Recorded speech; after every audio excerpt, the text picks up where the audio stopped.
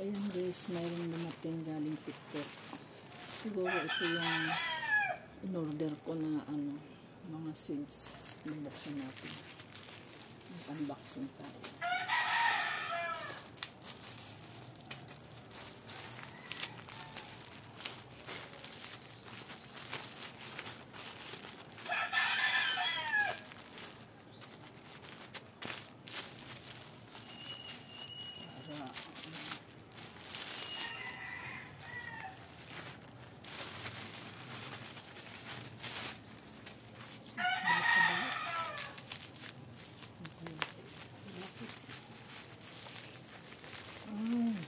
So, ayan na nga guys, lumating na yung ating order. Ay, fertilizer. Kaliit naman ang fertilizer. Ayan o. Magkano lang to? 10 piso. Sabagay, hindi ko naman yan. So, lagyan natin ng fertilizer. Pakunti-kunti lang yung lagyan natin. Ayun. Mayroon tayong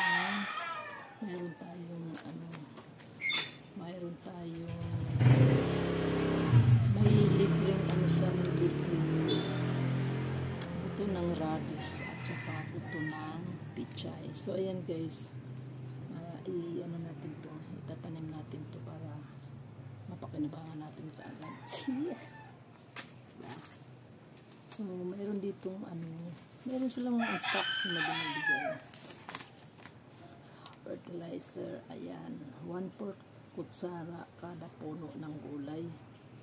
Maglagay ng abono, 1/4 kutsara kada puno ng gulay.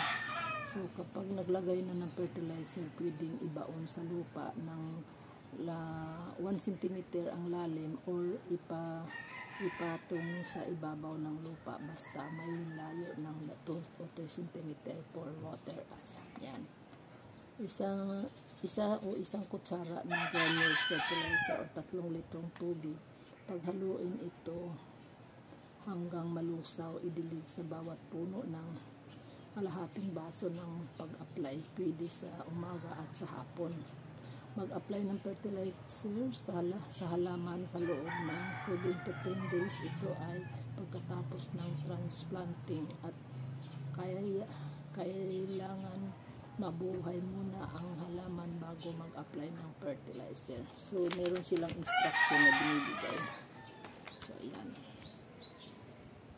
So, labas mo kayo. Ang daming pusa. So, ayan. May mga guide na paano magtanim. So, ito. Dahil dumating na itong buto na ito, kailangan natin na magpunla natin to. So ayan guys, punla tayo. So ayan guys, punla tayo punla natin itong pichay at saka radish. Ilang piraso lang naman itong radish.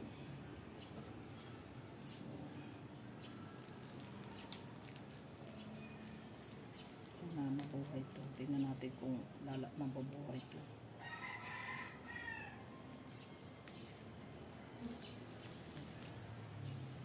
Ano lang to, libre lang to dun sa binili na fertilizer. So, kailangan 1, 2, 3, 4, 5, 6, 7 7 piraso.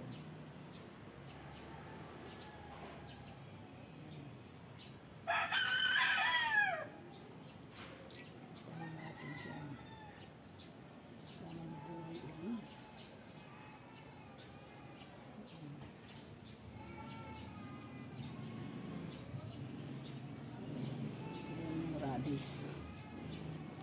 Tapos pichay. Ito yung pichay. Ito medyo madami-dami yung pichay. Ano lang to, libre lang to sa dun sa binili na So, need na.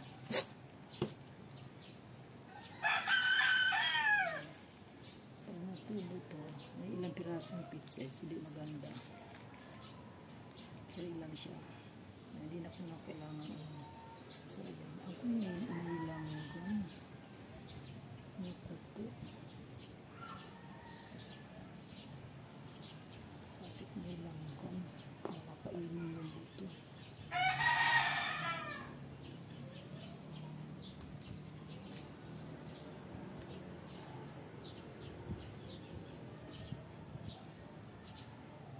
Huwag naman.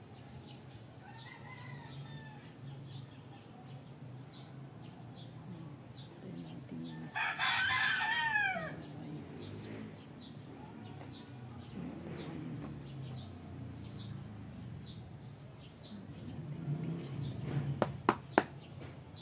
Kaso nilanggan na pumasok.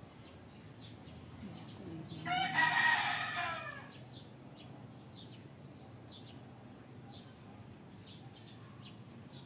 Lumabas ka. Hindi kita mapagyan.